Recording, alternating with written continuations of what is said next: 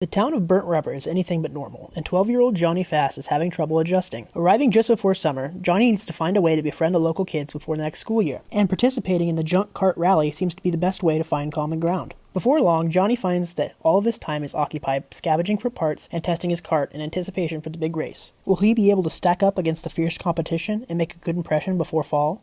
Lego Junk Cart Rally is a concept birthed out of my own experience with Lego. As a child, I would seldom follow the directions for a Lego set. For Christmas, I would ask for sets that had cool parts that I could use for my own creations. With Lego Junk Cart Rally, users are provided with sets of parts called junk packs, with which they can build a cart of any style in any fashion.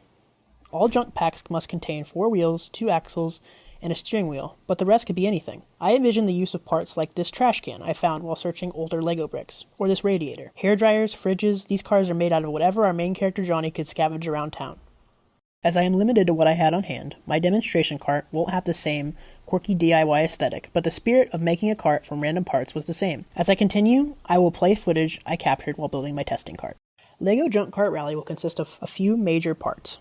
The app, with which users can test their cart's top speed, handling, and aerodynamics, as well as compete in augmented reality races, a turning device that connects to your phone and uses its gyroscope to sync the user's phone movements with the cart's rotation, and junk packs which provide the parts for cart creation.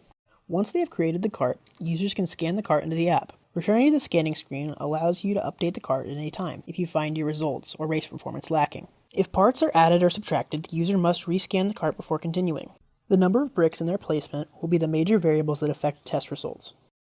After scanning, the first test is the wind tunnel. Wind tunnels are large tubes with air blowing through them, which are used to replicate the interaction between air and an object moving across the ground.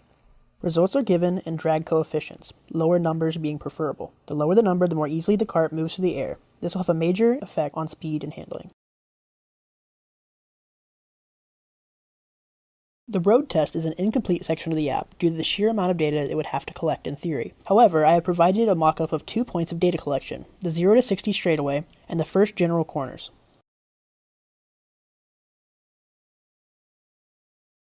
The results of these tests will determine how successful you will be in AR races. I have mocked up some examples of how these races would function and how the turning device would work within the system.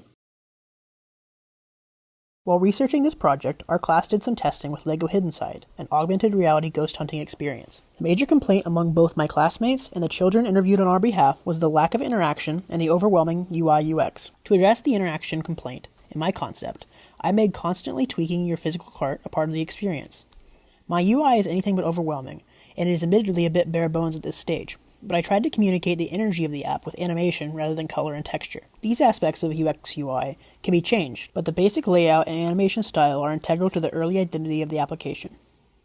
Thank you for your time, and I hope you find this concept exciting.